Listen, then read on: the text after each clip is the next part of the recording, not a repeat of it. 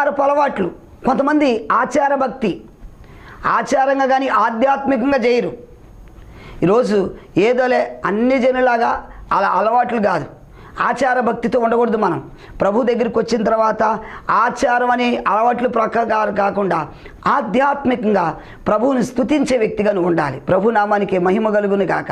అందుకే యేసు ప్రభు వారు మరి ఆ దేవాలయం దగ్గర ఒక స్త్రీని చూస్తారు. ఆమె 18 సంవత్సరాలు నడుము వంగిపోయింది. ఏం కట్లు అంటే ఆమె సాతాను కట్లు, ఆమె కట్లలో కట్టబడింది. ఇప్పుడైతే ప్రభు ఆమెను చూసిన తర్వాత ఆమె మీద జాలిపడ్డాడు. ఆమె కట్లు, ఆ యొక్క సాతాను కట్లు 18 సంవత్సరాల నుండి పాపం నడుము వంగిపోయిన స్థితిలో ఆమె ఉన్నది.